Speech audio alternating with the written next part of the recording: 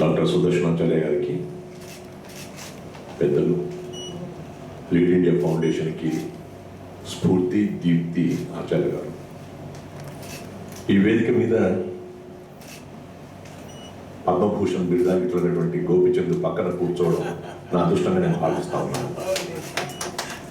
ఈ మాట నేను కావాలని అంటున్నాను. ఎందుకంటే ఏ లీడ్ ఇండియా యొక్క ఆశయం ఉండిందో, ఏ సమాజంలో పెద్దవాళ్ళందరూ కోరుకుంటారో ఆ రకంగా వారి తండ్రి గారు, అమ్మగారు, సుభాష్ చంద్రబోస్ గారు వారందరూ నాకు పరిచయం. గోపిచంద్ గారిని చిన్నప్పటి నుంచి ఎదుగుతూ ఉన్నప్పుడు చూస్తూ వస్తూ మీరు పైకి ఎదగాలి గోపి అన్నట్టుగా ఎప్పుడు కోరుకునేటువంటి రకం నుంచి ఇప్పుడే డాక్టర్ లక్ష్మి గారు చెప్పినట్టుగా, రవి గారు చెప్పినట్టుగా గోపిచంద్ పద్మభూషణ్ అనేటువంటి బిరుదును తెచ్చుకోవడం, ఇవాళ అంతర్జాతీయ ఖ్యాతి గడించడం అనేటువంటిది లీడ్ ఇండియా ఫౌండేషన్లో ఉండేటువంటి వాళ్ళకు ఉండేటువంటి లక్షణం గోపి గారికి ఉంది. వారు దీనికి అధ్యక్షుడిగా ఉన్నందుకు వారికి నా అభివందనాలు, అభినందనలు. అధ్యక్షుడిగా తప్పకుండా మంచి కార్యక్రమాలు మీరు చేపడుతూ ఉంటే నా వంతు సహాయం నేను చేయడానికి ప్రయత్నం చేస్తాను, ప్రభుత్వం తరఫున కానీ, వ్యక్తిగా కానీ, వ్యవస్థగా కానీ. ఇక రెండో విషయం ఏంటంటే, ఇంతకుముందే యువకులు రవి గారు కూడా మాట్లాడుతూ లీడ్ ఇండియా ఫౌండేషన్లో నేను ఉన్నాను, కానీ ఇవాళ నేను ఈ స్థాయికి వచ్చినానని చెప్పంటే నేను లీడ్ ఇండియాలో ఉండే నాకు ఆ వ్యక్తిత్వం వచ్చింది అని చెప్పి అనుకుంటున్నాను. ఇవాళ ఈ స్థితికి కారణం లీడ్ ఇండియా ఫౌండేషన్లో నేను పనిగా ఉండడం అనేటువంటిది కూడా he himself I set an example to the ideals of lead India foundation. ఆ రకంగా రవికి కూడా నేను శుభాకాంక్షలు తెలుపుతా ఉన్నాను. మేడం లక్ష్మి గారు మాట్లాడుతూ ఉన్నప్పుడు దైవభక్తి, దేశభక్తి రెండు నా కళ్ళు అంది. ఆమె ఆప్తాల్మోలజిస్ట్ అనుకుంటా, అందుకని కళ్ళ మీద దృష్టి పెట్టింది. దైవభక్తి, దేశభక్తి రెండు నా కళ్ళని. మేడం మీరు అన్నటువంటి మాట నేను గత 30 ఏళ్ళుగా అంటా ఉన్నాను. నాకు దైవభక్తి, దేశభక్తి ఎక్కువే. అందుకనే ఆ భగవంతుడు శ్రీ వెంకటేశ్వర స్వామి వారి సేవలో నన్ను వినియోగించుకున్నాడు. ఆ రకంగా దైవభక్తికి నేను తార్కాణంగా ఉన్నాను. దేశభక్తి నిరంతరం చచ్చిపోయేంత వరకు కూడా దేశభక్తిగా నేను ఈ భారతీయుడు అనేటువంటి అభిప్రాయంతో బతకడానికి ప్రయత్నం చేస్తామని చెప్పని అనుకుంటూ ఉండేవాళ్ళం. అందుకని ఐఏఎస్ కాదా, లేక రిటైర్డా, సర్వీస్లో ఉన్నానని కాక శక్తి ఉన్నంత మేరకు తప్పకుండా మనం ఈ సమాజం కోసం పాటుపడాలనేటువంటి ఆశయంతో బ్రతుకుతున్న వాళ్ళలో ఒకడిని.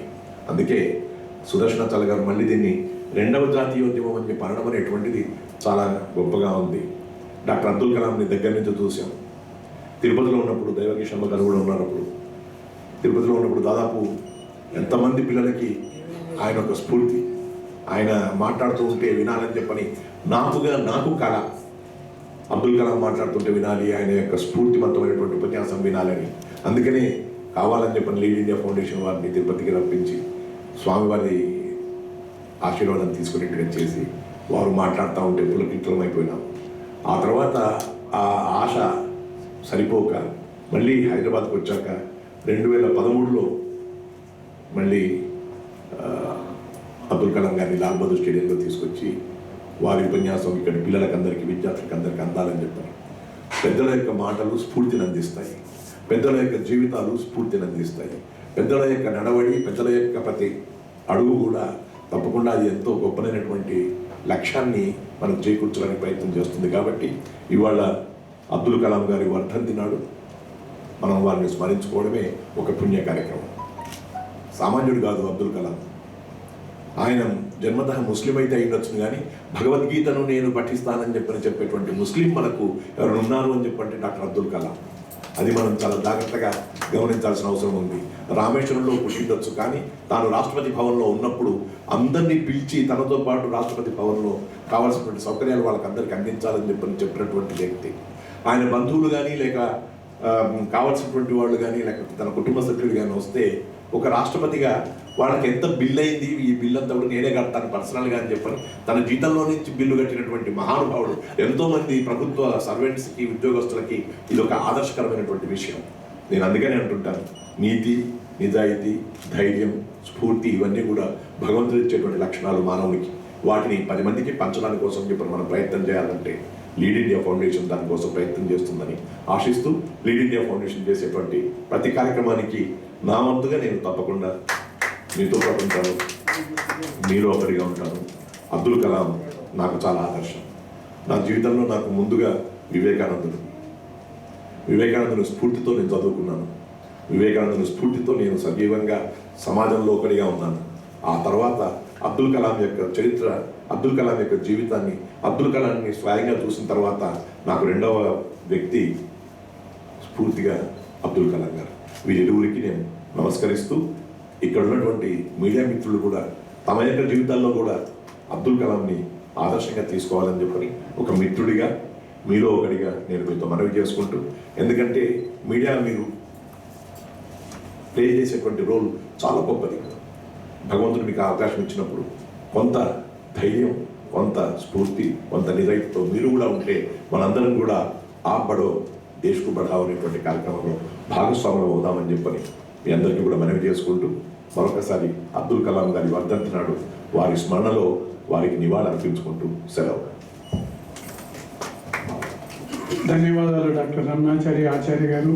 మీ యొక్క స్ఫూర్తి మేము ఇది నడిపించడానికి మాకు ఒక అండగా ఉండి ఎప్పుడు మీరు మాట్లాడినా మాకు సహాయం చేసినా మేము మరవలేము. ధన్యవాదాలు. ఇక ఈ దేశమంతా యువతతో నిండిపోతుంది. ఇప్పుడు ఈ దేశ ప్రభుత్వాలు కూడా యువతతో నిండిపోతుంది. అలాగే లీడ్ ఇండియా సంస్థ కూడా ఇప్పుడు ఇలాంటి యువతతో ముందుకు వెళ్తుంది. దీన్ని ఇప్పటి నుండి నడిపించడానికి మా chief executive officer major Madhukar గారు దేశానికి ఎనలేని సేవ చేసేవారు.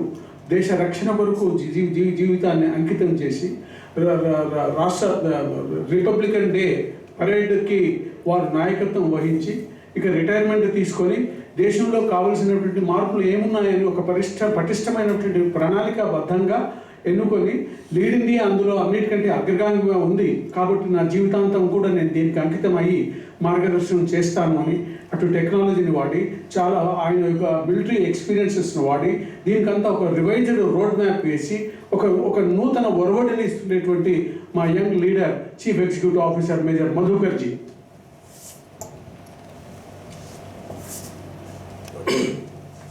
Respected Dr. Sudarshan Acharya garu, Dr. Ramanachari garu, Padma Bhushan Dr. Pulala Gopichand garu, ikkada unna dais meeda dignitaries andariki greetings andi. We are all born with a divine fire in us.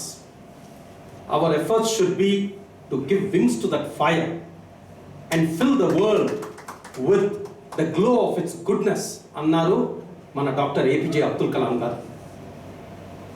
వారి పుస్తకం wings of fire. Lead India foundation is here today to ignite the fire in the nation, to be able to take that goodness through India and across the world. I'm major Madhukar Katragadda. I'm just entering the sunset years of my life. That is after putting in about 39 years plus of work in my life. I served for over 10 years in the Indian Army as a commissioned officer, and after that I have had an exhilarating entrepreneurial journey over 2 decades. But to be frank, it is just recently that I realized my true self and understood actually what I should be doing in the balance of my life.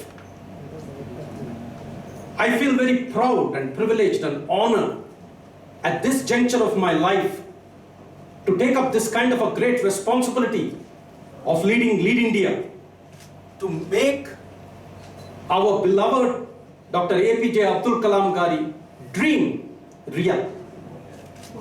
It is a responsibility which I can understand is very, very important, and I feel honored to take it up, and I have the confidence to be able to accomplish that. I would say I'm looking forward to the next 30 years, and I feel excited and enthusiastic the same way I was when I was commissioned as a young officer, as a second lieutenant in 1981.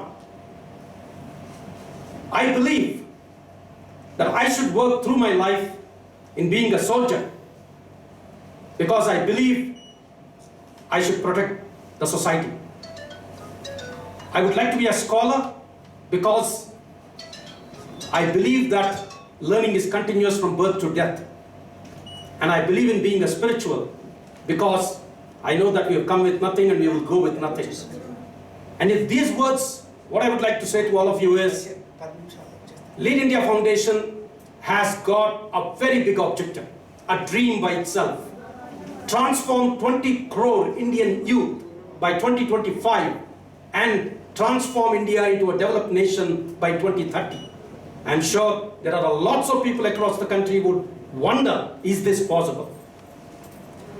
If we think it's possible, it will happen. And we think it's possible. And we made a very simple plan. And the plan is to develop a network of Lead India national clubs across the country, state by state, mandal by mandal, district by district by 2025. In the year 2021 and 2022, we have already initiated the necessary steps to establish this kind of a network in the Telugu-speaking states of Telangana and Andhra Pradesh.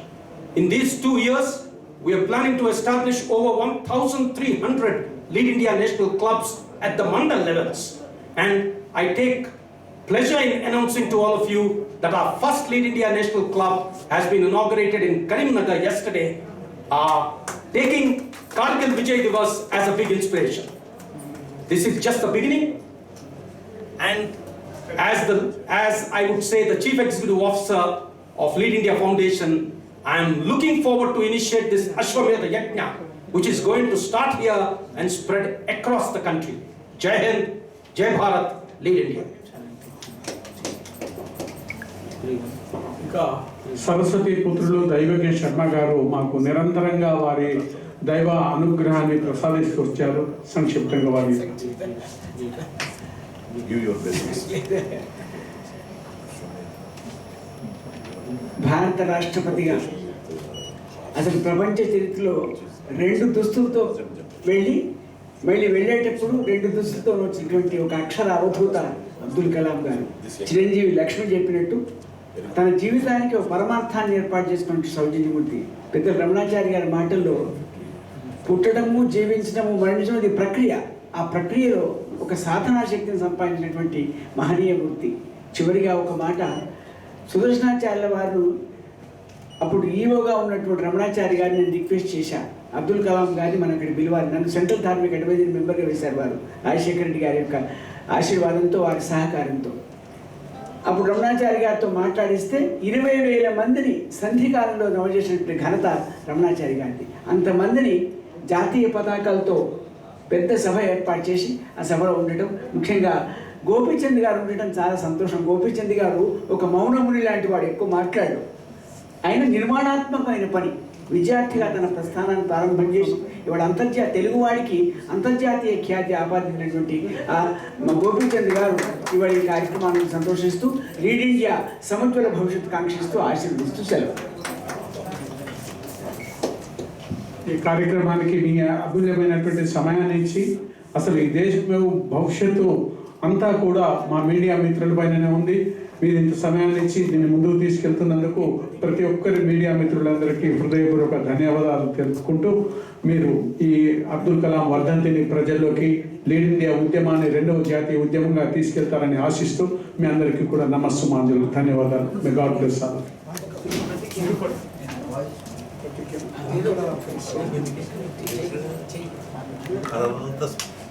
పాతకాలం group photo